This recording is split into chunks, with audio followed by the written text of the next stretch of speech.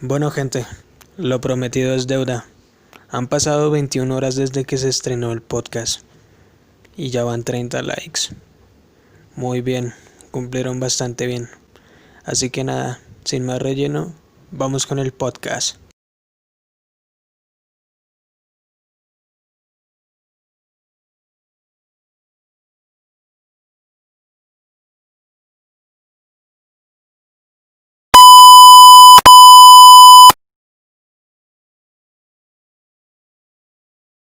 Señor Tafur, ya que hace un rato estábamos hablando un poquito de todo esto de las energías, primero, ¿usted qué piensa de esa especie de juegos o rituales de invocación?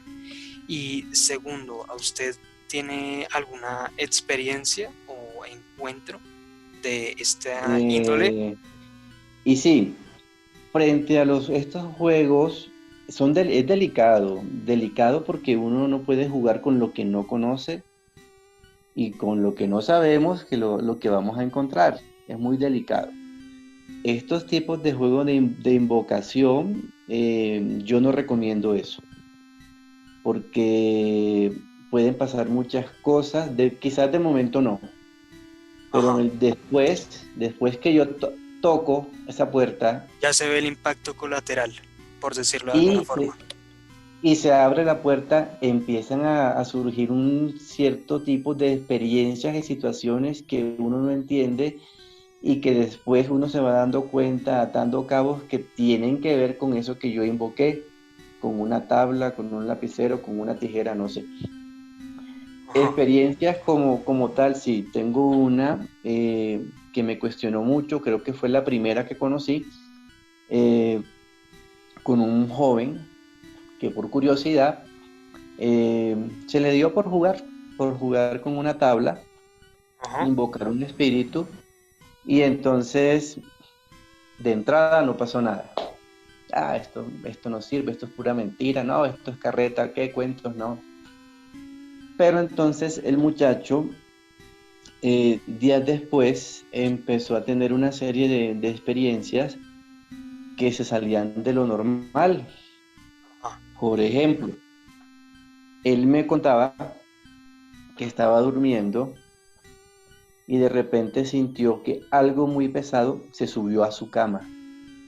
Y era tan pesado que lo que estaba ahí alcanzó a jalar la sábana y él pensó que era su hermanito o su mamá que lo estaban llamando y cuando abrió los ojos y encendió la luz, estaba absolutamente solo.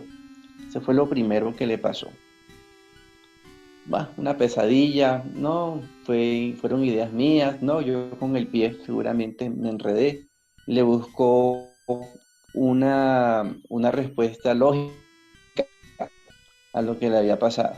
ajá, Al 2 días después, él se estaba cambiando ya para ir al colegio y mientras se cambiaba, así como por el rabito del ojo, él alcanzó a ver que algo estaba detrás, algo muy grande, que estaba detrás y lo estaba mirando. Y cuando él voltea, pues resulta que vio la figura de un hombre parado en la esquina y empezó a gritar desesperadamente porque él estaba solo en la habitación, entró la mamá. Le preguntó qué le pasaba, él le dijo que había alguien en la habitación, la mamá se enojó mucho, le preguntó qué era lo que le pasaba, cuál era el cuento, que las pesadillas, que por qué él, qué era lo que andaba haciendo. Entonces ahí el muchacho empezó a entrar como en una crisis nerviosa bastante fuerte porque ya no quería dormir solo, no quería estar en la habitación. eh, pero una eh, pregunta, ¿él Dime. logró arreglar esa situación?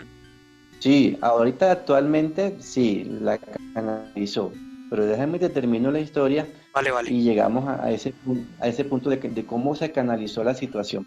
Eh, la habitación de este chico empezó a tener un olor particular y ahí sí puedo dar fe yo porque yo visité esa casa, entré a la habitación. La habitación olía a mortecina, a animal muerto todo el tiempo.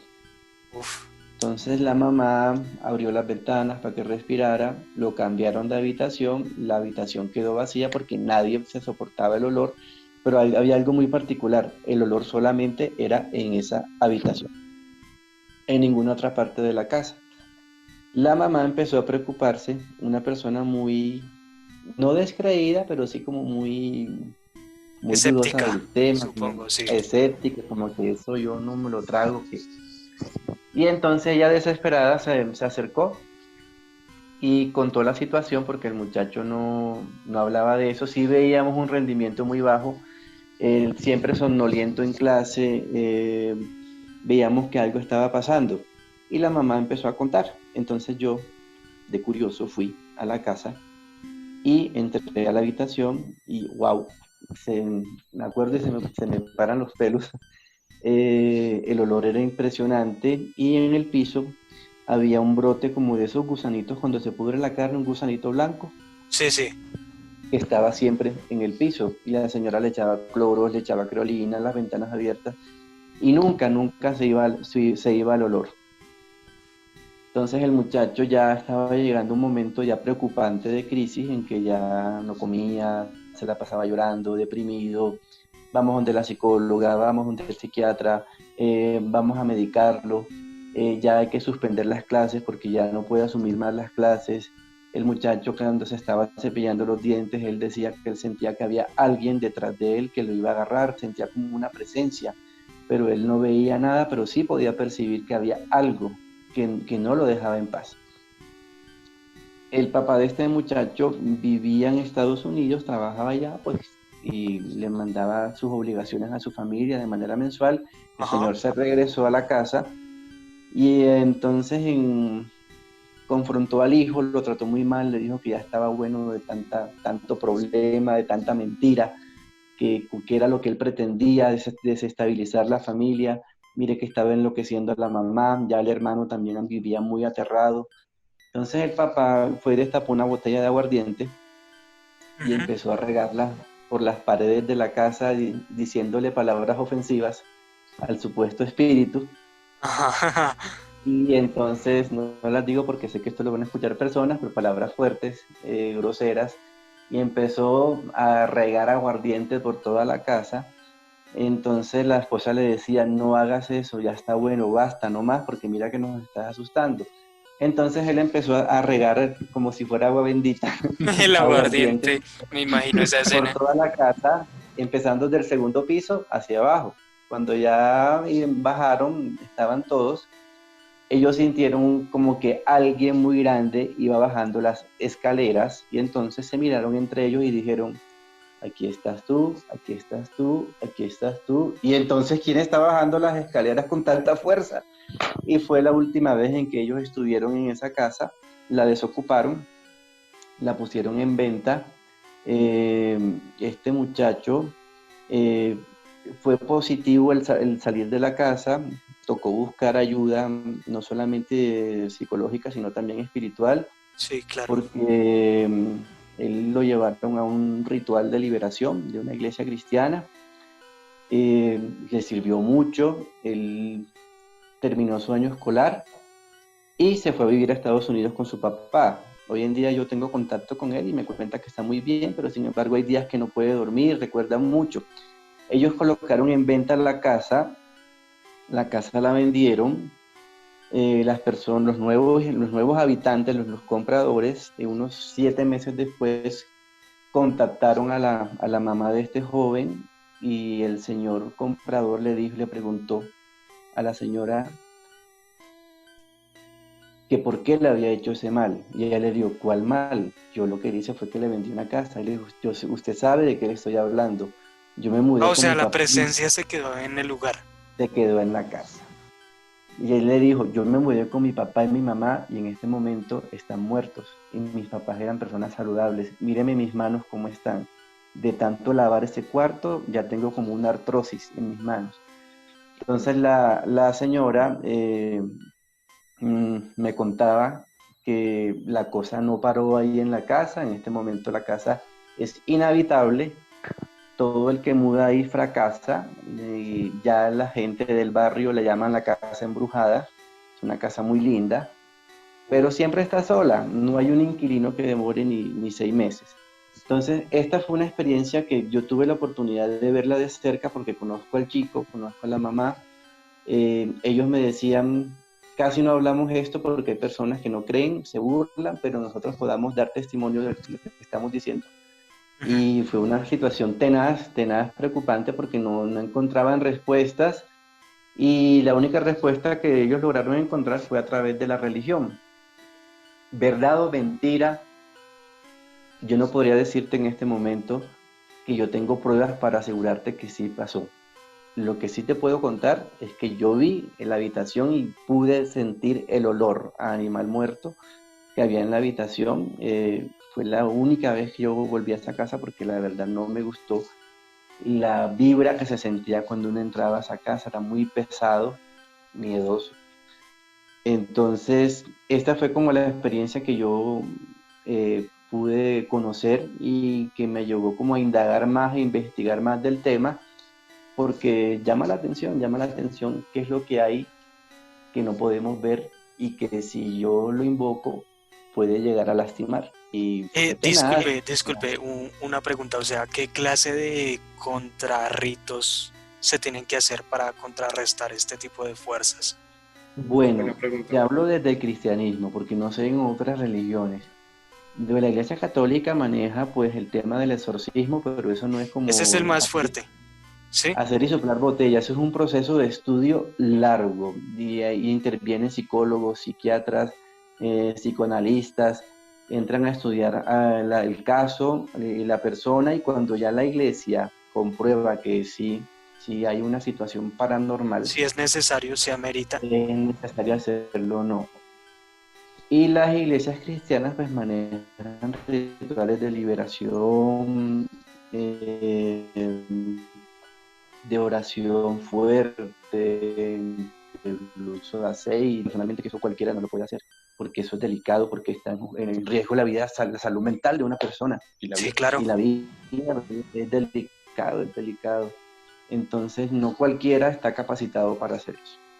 No hagan eso en casa, muchachos, por O favor. sea, pero ese es, por No se lo decirlo así, preparen. el ritual más fuerte, lo más fuerte que se El puede más hacer. fuerte y más conocido es el católico, que es el exorcismo.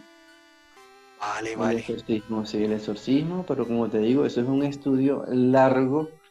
Antes de determinar que sí, eso es un estudio muy largo y lo primero que se aborda es la parte psiquiátrica y mental de la persona, porque también puede ser que una persona tenga problemas mentales y se imagine cosas. Como puede que no, que sí las esté viviendo, entonces tienen que De empezar como casualidad, a ¿usted descartar. ha tenido esa oportunidad de ver de cerca una labor de esas? O sea, un procedimiento como esos. Sí, sí lo vi y no es agradable, da mucho miedo.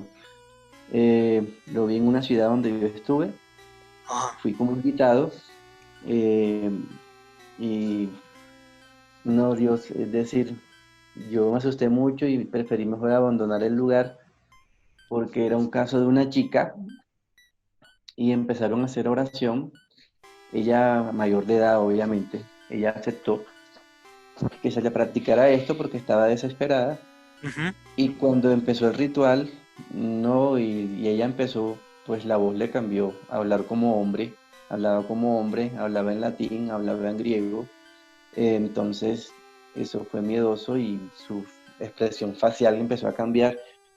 Entonces, yo pedí permiso y dije, no, yo no quiero estar en esto porque esto me parece muy delicado. Está en juego la salud de una persona y me retiro. Y fue la única vez y creo que la última que yo eh, asisto a Una sesión pregunta, de esta. ¿ese tipo de cosas son pagas? O sea, ¿se cuenta con un presupuesto o algún tipo No, de cosas? no, esto fue porque ella pidió ayuda a un pastor de una iglesia. Ajá. Y entonces, porque decía ella que estaba poseída.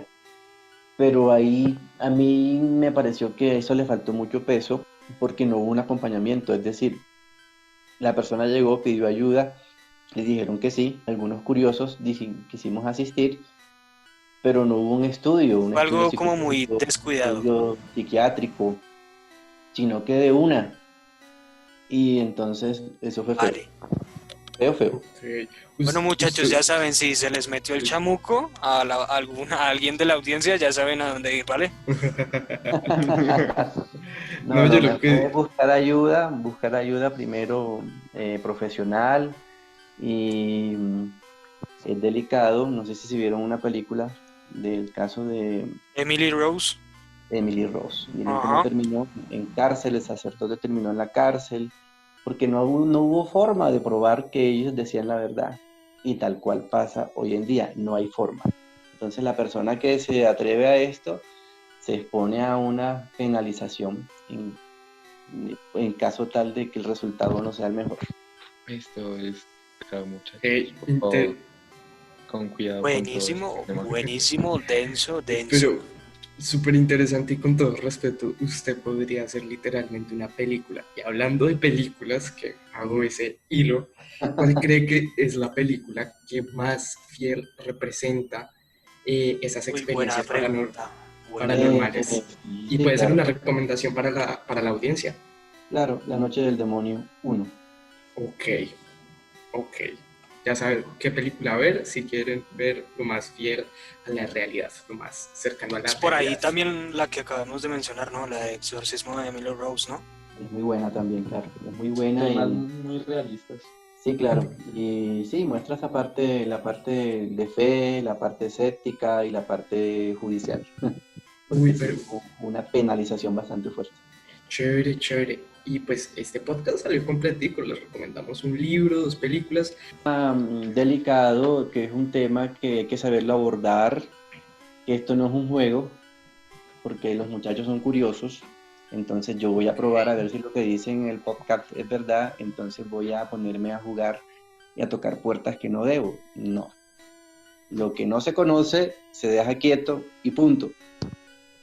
Sí, el punto es como que nuestra audiencia tenga una vida espiritual saludable, sea la religión que sea. El punto es que tengan una vida espiritual saludable, saludable. Y bueno, en serio, muchísimas gracias por aparecer en este podcast.